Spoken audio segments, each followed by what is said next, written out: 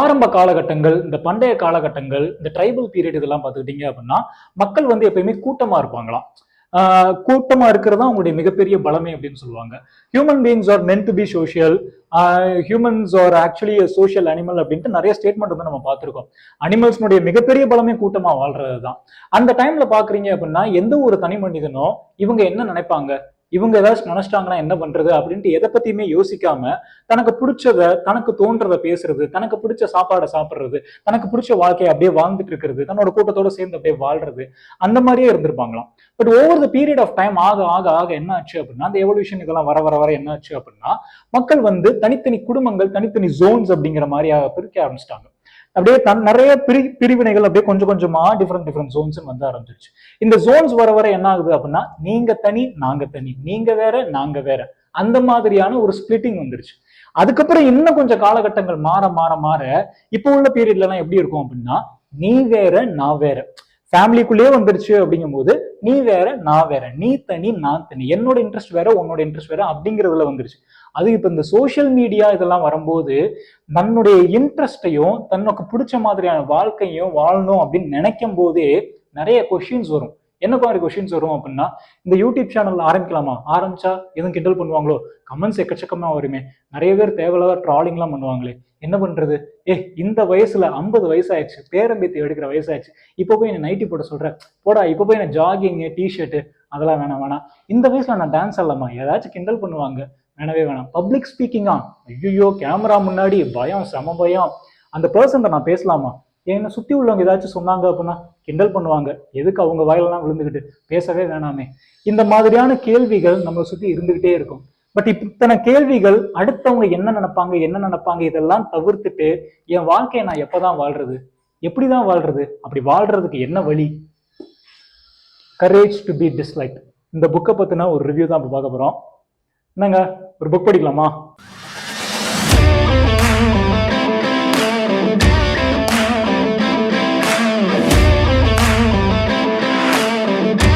இந்த புக்கோட என்டையர் பேஸ்லைனே பார்த்தீங்க அப்படின்னா, நம்மளுக்குள்ள நிறைய திங்கிங் பேட்டர்ன்ஸ், நம்மளுக்குள்ள நிறைய பிலீஃப் சிஸ்டம் இதெல்லாம் இருக்கும்.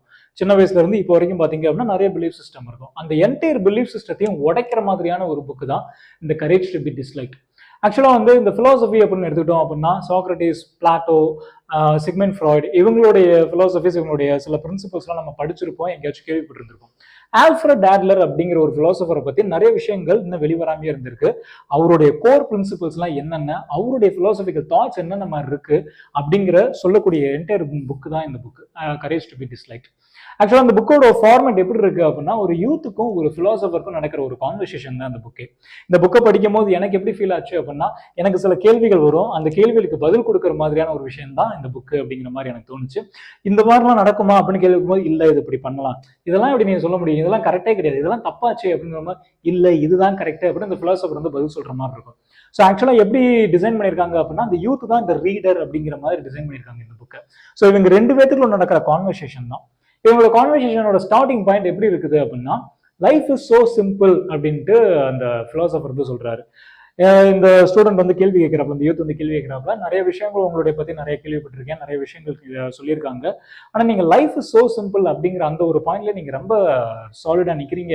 அது எப்படி லைஃப் இஸ் சோ சிம்பிள், இத்தனை டிஃபிகல்டிஸ், இவ்வளவு காம்ப்ளிகேஷனா இருக்கு லைஃப், இவ்வளவு காம்ப்ளிகேஷன் நடுவில் எப்படி நீங்க லைஃப் இஸ் சோ சிம்பிள் அப்படின்னு சொல்றீங்க அப்படிங்கும் போது அந்த பிலாசபர் வந்து ஆன்சர் சொல்றாரு, life is actually so simple but we as a human beings are making it so complicated அப்படிங்கிறாங்க. இந்த லைஃபை வந்து நம்ம இருக்கிற விஷயத்த இருக்கிற மாதிரியே பார்க்காம, ஒவ்வொரு நம்மளுக்குள்ள ஒவ்வொரு பெர்ஸ்பெக்டிவ்ஸ், நம்மளுக்குள்ள ஒவ்வொரு லென்ஸ் இருக்கு, அதை வச்சு நம்ம பார்க்குறோம் அப்படிங்கும் போது இந்த லைஃப் வந்து ரொம்ப காம்ப்ளிகேட்டடா தெரியுது அப்படிங்கிற. ஃபார் எக்ஸாம்பிள் வந்து இப்போ நான் இருக்கேன் அப்படிங்கும் போது என்னுடைய பிலீஃப் சிஸ்டத்துக்கு ஏற்ற மாதிரி நான் ஒரு ஃபில்டர் போட்டுப்பேன். அப்போ நீங்க இருக்கீங்க அப்படின்னா நீங்க உங்களுக்கு ஒரு ஃபில்டர் போட்டிருக்கீங்க, இன்னொரு பர்சன் இருக்காங்க அவரு ஒரு ஃபில்டர் போட்டுக்குவார். ஸோ நம்ம எல்லாருமே ஒரு ஃபில்டர் போட்டு இந்த உலகத்தை பார்க்கறதுனால தான் இந்த லைஃப் வந்து ரொம்ப காம்ப்ளிகேட்டடா நம்மளுக்கு தெரியுது. பட் இந்த ஃபில்டர் நம்ம ரிமூவ் பண்ணிட்டோம் அப்படின்னா, இந்த ஒவ்வொரு ஃபில்டர், ஒவ்வொரு பேக்கேஜஸ், இதை ஃபுல்லா நம்ம ரிமூவ் பண்ணிட்டோம் அப்படிங்கும் போது லைஃபை அசெட்டிஸ் நம்மளால பார்க்க முடியும். ஸோ நம்ம என்ன பெர்ஸ்பெக்டிவ்ல நம்ம பார்க்குறோமோ அது மாதிரி தான் நம்மளுக்கு லைஃப் தோணும். ஆக்சுவலா life is not at all difficult, life is so simple, நம்ம தான் அதை காம்ப்ளிகேட்டட் ஆக்கிக்கிறோம் அப்படிங்கிறாரு.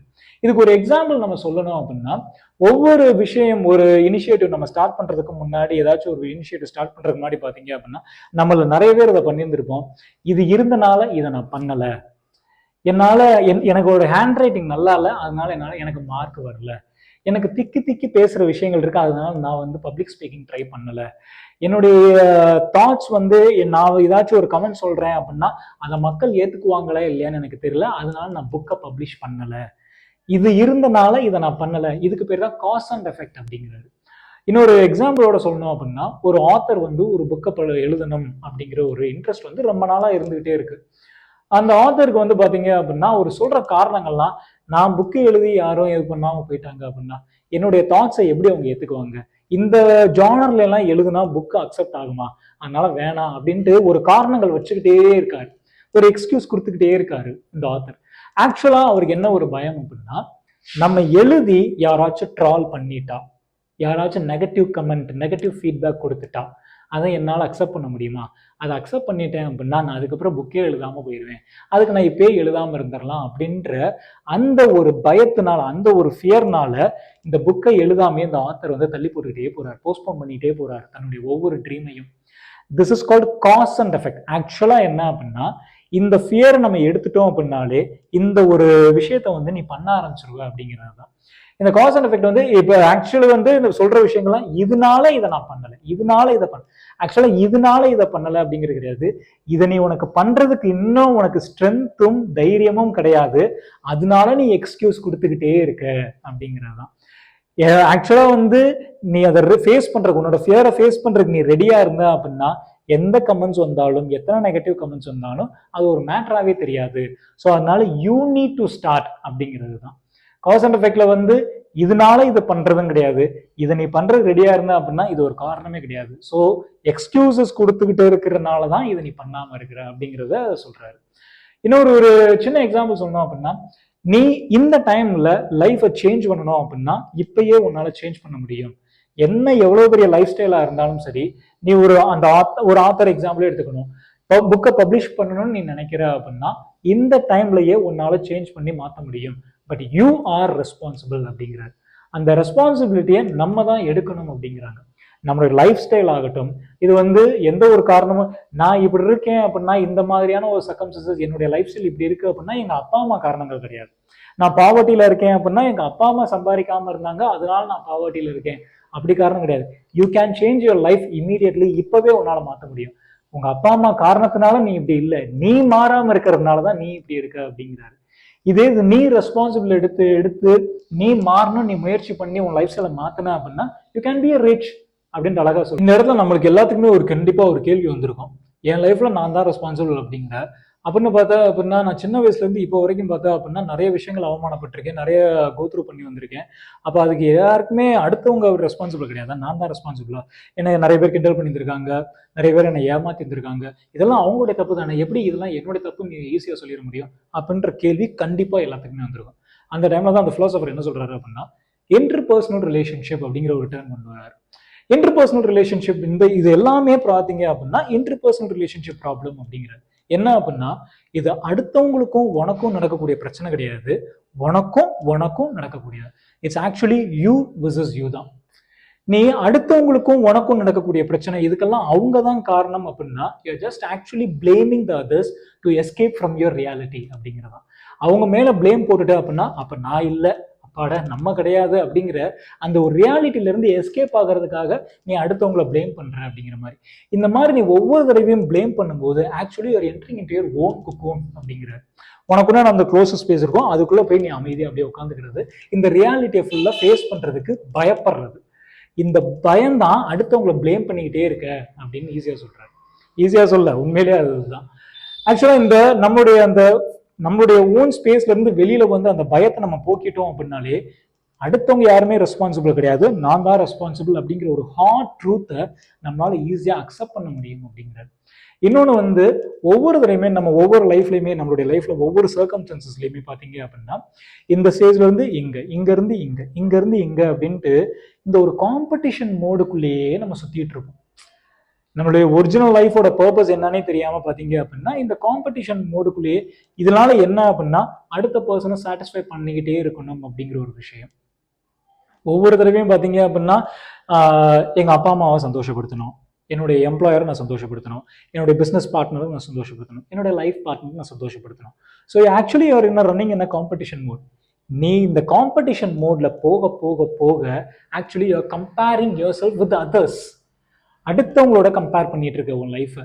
ஆனா the entire purpose of this life is you no need to compare your life with the others, you just need to compare yourself with yourself. நம்ம லைஃபை நம்மளோட compare பண்ணி பார்த்தா மட்டும்தான் இந்த என்டையர் லைஃபே சாட்டிஸ்ஃபை ஆகும் அப்படிங்கிறாரு. இது எதனால இது நடக்குது, இந்த காம்படிஷன் எதனால நடக்குது அப்படின்னா, ஒரு ஃபேமுக்காக, ஒரு பவருக்காக, ஒரு புகழ்ச்சி, ஒரு ஸ்டேட்டஸ், இது எல்லாத்துக்காகவும் தான் இந்த கம்பேரிசன், இந்த ஒரு பிளேமிங் கேமே நடக்குது. இன்னொரு சிம்பிளான டேர்ம், அருமையான ஒரு டேர்ம் சொல்லியிருந்தாரு, எனக்கு ரொம்ப பிடிச்சிருந்துச்சு. You are the one and only person worrying about your appearance in this world அப்படிங்கிறார். உன்னோட அப்பியரன்ஸை பற்றி வருத்தப்படுறாலும் நீ தான், உன்னுடைய ஸ்டேட்டஸை பற்றி வருத்தப்படுறாலும் நீ தான், உன்னோட ஃபேமை பற்றி வருத்தப்படுறாலும் நீ தான், வேற யாருமே வருத்தப்படலை அப்படிங்கிறார்.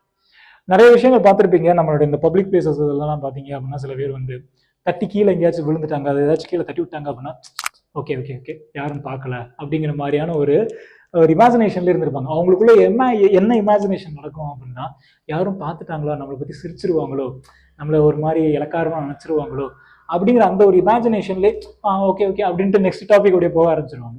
இது ஆக்சுவலாக வந்து என்ன அப்படின்னா, அவனுக்கு அவனோட லைஃபை ப்ராப்ளமும் ஃபேஸ் பண்ணுறதுக்கே ரொம்ப டைம் சரியா இருக்கு. இதில் எங்கிட்ட வந்து ஒன்றை பார்க்கறது, ஒன்று நினைக்கிறது, அந்த ஒரு கொஷின் தான் இங்கே வரும். ஸோ ஆக்சுவலி யாருமே உன்னை பற்றி ஒரி பண்ணல, நீ தான் உன்னை பற்றி ரொம்ப ஒரி பண்ணிட்டு இருக்க, அது பண்ணாத. ஸோ அந்த ஒரினஸ்ஸை அந்த அப்பியரன்ஸ்க்காகவோ, ஸ்டேட்டஸ்க்காகவோ, ஃபேமுக்காகவோ அந்த ஒரி பண்ணுறதை நம்ம கொஞ்சம் தவிர்த்துட்டோம் அப்படின்னா, you no need to compare ourselves with others. ஆட்டோமேட்டிக்காக நம்மளுடைய க்ரோத்தை பற்றி நம்மளுக்கு நம்மளே கம்பேர் பண்ணும்போது நம்ம ஆட்டோமேட்டிக்காக நம்ம ஒவ்வொரு நாளும் முன்னேறி போயிட்டு இருப்போம் அப்படிங்கிற ஒரு சாலிடான ஒரு ட்ரூத் வைக்கிறார். இன்னொன்று வந்து அப்படி கம்பேர் பண்ணும்போது you are entering into a power struggle அப்படிங்கிறார். பவர் ஸ்ட்ரகிள், நீ பவர் ஸ்ட்ரகிள் அப்படின்னு போக ஆரம்பிச்சிட்ட அப்படின்னா அங்கே தான் வந்து இன்ஃபீரியாரிட்டி காம்ப்ளெக்ஸ், சுப்பீரியாரிட்டி காம்ப்ளெக்ஸ் அப்படின்னு ஒரு விஷயம் வருது. என்ன அப்படின்னா, எனக்கு கீழே தான் பவர் ஸ்ட்ரகிள் அப்படிங்கும் போது இந்த ஒரு வேலையிலேருந்து நான் இன்னொரு ப்ரமோஷன் போகணும். அப்படி நான் ப்ரமோஷன் போகிறேன் அப்படிங்கும் போது எனக்கு கீழே நிறைய பேர் இருப்பாங்க, அவங்கள நான் எப்படி சர்வ் பண்ண வைக்கிறது, அந்த இடத்துல தான் வந்து நான் தான் சுப்பீரியர், நீ எல்லாம் இன்ஃபீரியர் அப்படிங்கிற அந்த ஒரு தாட் வந்து எமர்ஜ் ஆக ஆரம்பிக்குது. Actually no one is inferior, no one is superior அப்படிங்கிறார். Every one are equal, no one is same. ஆக்சுவலாக யாருமே இங்கே சேம் கிடையாது, எல்லாமே தனித்தனி மனுஷங்கள் தான். ஒவ்வொருத்தவங்களுடைய கேரக்டரிஸ்டிக்ஸ்ல இருந்து, ஒவ்வொருத்தவங்களுடைய பெர்ஸ்பெக்டிவ்ஸ்ல இருந்து எல்லாமே தனித்தனி தான். ஆனால் எவ்ரி ஒன் ஆர் ஈக்குவல் அப்படிங்கிற ஒரு பாயிண்ட் வந்து இங்கே முன்னாடி வைக்கிறாரு. சரி, அப்போ அடுத்தவங்களுடைய நம்மளை ஹர்ட் பண்ணுறாங்க, வைக்கிறாங்க அப்படிங்கும்போது அதெல்லாம் எதுவுமே நம்ம ஒரி பண்ண தேவையில்லையா அப்படின்னா, ஒரி பண்ண தேவையில்லை. ஏன் அப்படிங்கிற ஒரு கொஸ்டின் கண்டிப்பாக வரும். ஏன்னா that is not our task, அது நம்மளோட வேலையை கிடையவே கிடையாது. இந்த இடத்துல தான் செப்பரேஷன் ஆஃப் டாஸ்க் அப்படிங்கிற ஒரு விஷயத்தை வந்து கொண்டு வராரு ஃபிலாசபர். செப்பரேஷன் ஆஃப் டாஸ்க்னா என்ன அப்படின்னா, ஒரு சின்ன எக்ஸாம்பிளோட எடுத்துக்கலாம். ஃபார் எக்ஸாம்பிள் வந்து ஒரு பாஸ், ஒரு எம்ப்ளாயர் இருக்காரு. ஒரு எம்ப்ளாயர் வந்து ரொம்ப கஷ்டப்பட்டு அப்படியே ஹார்ட் ஒர்க் பண்ணி பயங்கரமாக ஒவ்வொரு வருஷமும் உழைச்சிக்கிட்டே இருக்காரு, தனக்கு ப்ரமோஷன் வரும் அப்படிங்கிற ஒரு எதிர்பார்ப்புல இருந்துட்டு இருக்காரு. ஆனால் என்னதான் வேலை பார்த்தாலும் அந்த பாஸ் வந்து இந்த எம்ப்ளாயருக்கு வந்து ப்ரமோஷன் கொடுக்கவே மாட்டாரு. ஸோ இப்போ இந்த இடத்துல வந்து அந்த எம்ப்ளாயர் என்ன பண்ணுவாப்ல அப்படின்னா, தான் பாஸுக்கு பிடிச்ச மாதிரியான வேலையை பார்க்கறது, தான் பாஸுக்கு என்னென்னலாம் பிடிக்குமோ அதை பண்றது, அவங்களுடைய எக்ஸ்பெக்டேஷனை பூர்த்தி பண்றது, அவங்களுக்கு ஏற்ற மாதிரி வேலை பார்க்கறது, இதெல்லாம் பண்ணா நம்மளுக்கு ப்ரமோஷன் கிடைக்கும் அப்படின்னு அந்த வேலையெல்லாம் பண்றது. ஆக்சுவலா இது கரெக்டா? இது கரெக்ட் கிடையாது. Because satisfying others expectation is not your duty. உன்னோட டியூட்டி கிடையவே கிடையாது. அதர்ஸோட எக்ஸ்பெக்டேஷனை வந்து பூர்த்தி பண்றதுக்காகவே நீ வேலை பார்த்துட்டு இருந்த அப்படின்னா கண்டிப்பா உன்னுடைய ஓன் க்ரோத்தை நீ மெஷர் பண்ண முடியாது. அப்படியே நீ வேலை பார்த்தாலும் அது நீ ஒன்ன நீயே ஏமாத்திக்கிறதுக்கு சமம் அப்படிங்கிறாரு. So not to satisfy the expectation of others. அடுத்தவங்களுடைய, இது வந்து ஒரு பாஸுக்கும் எம்ப்ளாயருக்கும் நடக்கிற அந்த விஷயங்கள் மட்டும் கிடையாது. எந்த ஒரு பர்சன் ஆகட்டும், அடுத்தவங்களுடைய எக்ஸ்பெக்டேஷனை சாட்டிஸ்ஃபை பண்றது உன்னுடைய டாஸ்க் கிடையவே கிடையாது. That is theirs duty. உன்னுடைய டாஸ்க் என்னவோ அதை மட்டும் நீ பாரு, not to intervene to the others task அப்படிங்கிறாங்க. இதுக்கு ஒரு இன்னொரு எக்ஸாம்பிள் வந்து படிக்கும் போதே பார்த்தீங்க அப்படின்னா, நான் ஆரம்பத்தில் சொன்ன மாதிரி சில விஷயங்கள் எப்படி இது சாத்தியப்படும் அப்படிங்கிற ஒரு கேள்வி நம்மளுக்கே வரும் அப்படின்னு சொன்னேன்ல, அந்த மாதிரி தான் இப்போ அடுத்து சொல்லக்கூடிய எக்ஸாம்பிள். ஒரு சின்ன எக்ஸாம்பிள் வந்து, ஒரு பேரண்ட், அந்த பசங்க இருக்காங்க. ஒரு பையன் வந்து ஸ்கூலுக்கு கிளம்பும் போது பாத்தீங்க அப்படின்னா, இப்போ ஒரு ஸ்கூல் ஒரு ஷூலேஸ் கட்டிட்டு இருக்காப்ல அப்படிங்கும் போது, இல்ல நானே பண்ணித்தரேன் அப்படின்ட்டு அவங்க அம்மாவோ அல்லது அவங்க அப்பாவோ வந்து அதை ஹெல்ப் பண்றாங்க அப்படின்னா, ஆக்சுவலி ஒரு இன்டர்வீனிங் த அதர்ஸ் பர்சன் டாஸ்க் அப்படிங்கிறது. இது என்னப்பா சின்ன குழந்தைக்கு அப்புறம் எப்படிப்பா சொல்லி தருது அப்படின்னா, you can guide them but you not to intervene the task அப்படிங்கிறாரு பிலாசபர். ஈவன் படிக்கிற விஷயத்துலயுமே பாத்தீங்க அப்படின்னா, இதை நீ படிக்கணும், இப்படி படிச்சா இது நல்லா இருக்கும், உன்னுடைய லைஃப் நல்லா இருக்கும், இப்படி இப்படிலாம் பண்ண அப்படின்னா உன் லைஃப் வந்து சூப்பர்பா இருக்கும் அப்படின்ட்டு உன்னால நீ சொல்லு, கைட் பண்ணு வழிய படிக்க வைக்க வேண்டியது வந்து உன் வேலை கிடையாது அப்படின்றாரு. என்ன இது சொசைட்டில இதுதான ஒரு நார்மலான ஒரு நாமாவே இருக்கு, திஸ் இஸ் அ கன்வென்ஷனல் மெத்தட்ல அப்படின்ட்டு கண்டிப்பா நம்மளுக்கு வந்து ஒரு ஆச்சரியக்குறி மாதிரியான ஒரு விஷயங்கள் வரும். இந்த இடத்துல ஒரு டேர்ம் வந்து ஆத்தர் யூஸ் பண்றாரு, என்ன அப்படின்னா அன்கன்வென்ஷனல் மெத்தட் அப்படிங்கிறாங்க. அன்கன்வென்ஷனல் மெத்தட்னா என்ன அப்படின்னா, ஒரு சின்ன ஒரு எக்ஸாம்பிளோட சொல்றேன். அலெக்சாண்டர் த கிரேட் வந்து ஒரு சின்ன நாட்டுக்கு வந்து ஒரு படையெடுத்து போகும்போது, அந்த நாட்டுல வந்து பாத்தீங்க அப்படின்னா ஒரு சேரியட்டை வந்து ஒரு மிகப்பெரிய ஒரு தூண்ல வந்து கட்டி கயிறு போட்டு கட்டி வச்சிருந்தாங்களாம். அந்த நாடுடைய அந்த சின்ன நாடுடைய மன்னன் வந்து சொல்றாராம், யார் இந்த கயிறை வந்து அவுக்குறாங்களோ he will be called as a master of Asia அப்படின்ட்டு சொல்லுவோம் அப்படின்னு இருக்காங்க. அலெக்சாண்டர் த கிரேட் வந்து ஒரு நிமிஷம் கூட யோசிக்கலாம், தன்னோட வாள் எடுத்தாராம், அந்த கயிறு அப்படியே கட் பண்ணிட்டாராம். சுத்தி உள்ளவங்க எல்லாருமே வந்து யோசிச்சாங்களாம், என்னடா கயிறு அவுக்கணும் அப்படிங்கிறது தானே எல்லாருமே சொன்னது, கயிறு அவர் என்ன கட் பண்ணிட்டாரு, இது தெரிஞ்சுதான் நாங்க எப்பயுமே கட் பண்ணி இருப்போமே அப்படின்ட்டு எல்லாருமே யோசிச்சு ஒரு பிரமிப்பிலே இருந்தாங்களாம். So this is called unconventional method. சில விஷயங்களை கன்வென்ஷனல் மெத்தட்ல போகாம அன்கன்வென்ஷனல் மெத்தட்ல போற அப்படின்னா தான் சில ரிசல்ட்ஸ் உனக்கு வரும் அப்படின்ட்டு ஆத்தர் சொல்றாரு. ஆக்சுவலா வந்து இப்போ வரைக்கும் ஃபாலோ பண்ணிட்டு இருக்கிற மெத்தட் என்ன அப்படின்னா, நீ இதை படி, நீ இந்த கோர்ஸ் எடு, இது பண்ணா நல்லா இருக்கும், நம்மளுடைய அப்பா அம்மாவே ஆகட்டும் இது பண்ணா நல்லா இருக்கும், இதெல்லாம் பண்ண அப்படின்னா நல்லபடியா செட்டில் ஆயிரும் லைஃப்ல அப்படின்ட்டு அதுல ஒவ்வொரு இடத்துலையும் பாத்தீங்க அப்படின்னா அவங்களுடைய இன்ட்ரெஸ்ட் நம்மளுக்கு தெரியாமையே திணிச்சுக்கிட்டு இருப்பாங்க. இது வந்து சுத்தமா தவறு, இதுதான் இப்படி பிலீஃப் சிஸ்டமே அப்படின்ட்டு இத்தனை நாள் வரைக்கும் நம்ம நினைச்சிட்டு இருப்போம். ஆக்சுவலா they are intervening your task. இது வந்து அவங்களுடைய டாஸ்க், இது ஓன் டாஸ்க் கிடையாது. அவங்களுடைய கைடன்ஸ் ஃபுல்லா நீ எடுத்துக்கலாம், இதை படி இதை சொல்லு அப்படிங்கும் போது அந்த கைடன்ஸ் ஃபுல்லா நீ எடுத்துக்கலாம். ஆனா உன் லைஃப்ல இதை படிச்சா இப்படி நல்லா இருக்கும் அப்படின்ட்டு அந்த கோர்ஸ் எடுத்து படிக்க வேண்டியது உன்னுடைய வேலை. அவங்களுடைய எக்ஸ்பெக்டேஷனை பூர்த்தி பண்றதுக்காக படிக்கணும் அப்படிங்கிறது உன்னுடைய டாஸ்க் கிடையாது. அப்படி நீ எடுத்து படிச்ச அப்படின்னா டெஃபினட்டா என்ன ஆகும் அப்படின்ட்டு உங்களுக்கு நல்லா தெரியும். ஸோ செப்பரேஷன் ஆஃப் டாஸ்க் அப்படிங்கிறது தான் இங்க ஒரு ஸ்ட்ராங்கான ஒரு பாயிண்ட். அந்த மாதிரியான ஒரு செப்பரேஷன் ஆஃப் டாஸ்க் பண்ணும்போது ஓகே இதெல்லாம் அவங்கவுங்க டாஸ்க், இதெல்லாம் என் டாஸ்க், இப்படி நான் பண்ணிட்டேன் அப்படின்னா உண்மையான ரிசல்ட் வந்துருமா, உண்மையான சக்சஸ் வந்துருமா, உண்மையான ஃப்ரீடம் வந்துருமா அப்படின்னா obviously that is a real freedom அப்படிங்கிறது. What is mean by real freedom? Disliked by other people. அடுத்தவங்களுடைய ஒப்பீனியனுக்கும் அடுத்தவங்களுடைய இன்ட்ரெஸ்ட்டுக்கும் இல்லாம உன்னுடைய ஓன் ஒப்பீனியன், உன்னுடைய ஓன் ஃப்ரீடம் தாண்டி நீ வாழ ஆரம்பிக்கிற அப்படிங்கும் போது that is called as a real freedom. Disliked by other people. இவங்க எனக்கு பிடிக்கணும், இவங்களுக்கு பிடிச்ச மாதிரி நான் நடந்துக்கணும் அப்படின்னு நீ ஒவ்வொரு தினமும் நினைக்கும் போது you are not at all living your life in own freedom. கண்டிப்பா ஃப்ரீடம்ல இது கிடையவே கிடையாது. Obviously you are satisfying others by expectation அப்படிங்கிற மாதிரி. But disliked by other people அப்படிங்கிற அந்த ஒரு பாயிண்ட்டுக்கு வந்துட்ட அப்படின்னா you are going to start your life in your own freedom அப்படிங்கிற மாதிரி. That is a real freedom அப்படின்ட்டு இந்த philosopher Adler psychology. Disliked by other people, என்னுடைய லைஃப்பை நான் எனக்கு பிடிச்ச மாதிரி வாழ்றது, என்னுடைய ஓன் பிரின்சிபல்ஸ்க்கு ஏற்ற மாதிரி நான் வாழ்றது எல்லாமே ஓகே. பட் இது எல்லாமே செல்ஃப் சென்டர்ட் அப்படின்ற ஒரு கான்செப்டுக்குள்ள வரல அப்படின்ட்டு அந்த யூத் கேள்வி கேட்கிறாப்புல. அதுக்கு பிலாசபர் சொல்றாப்புல கண்டிப்பா இது வந்து செல்ஃப் சென்டர்ட் கிடையாது அப்படின்னா. ஏன் அப்படின்னா நம்ம அடுத்தவங்களுடைய ரெக்கக்னிஷன் எதிர்பார்க்கறது, அடுத்தவங்களுடைய எக்ஸ்பெக்டேஷனுக்கு ஏற்ற மாதிரி இது பண்றது.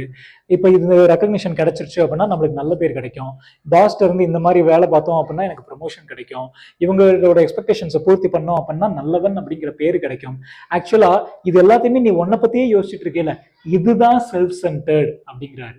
ஆனா டிஸ்லைக்டு பை அதர் பீப்புள், உன்னுடைய லைஃப் நீ உனக்கு பிடிச்ச மாதிரி வாழ்ற அப்படிங்கும் போது that is not a self centred. Actually that is a way of finding your own worth அப்படிங்கிறாரு. உன்னுடைய ஒரிஜினல் வேல்யூ என்ன, உன்னுடைய ஒரிஜினல் வொர்த் என்ன அப்படின்ட்டு உனக்கே கண்டுபிடிக்கிறதுக்குண்டான ஒரு நல்ல ஆப்பர்ச்சுனிட்டி தான் அந்த லைஃப்.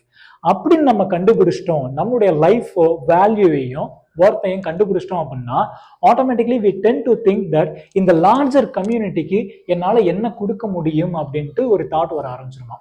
இந்த லார்ஜர் கம்யூனிட்டி அப்படிங்கறது இந்த இடத்துல இந்த பிலாசபர் என்ன சொல்றாரு அப்படின்னா, நான் படிக்கிற ஸ்கூலையோ, நான் வேலை பார்க்குற இடத்தையோ, நான் தங்கியிருக்க நாடையோ, வீடையோ, இது எதுவுமே கிடையாது. இது எல்லாத்தையும் தாண்டி இந்த என்டையர் யூனிவர்ஸ் அப்படிங்கிறதா இந்த லார்ஜர் கம்யூனிட்டி.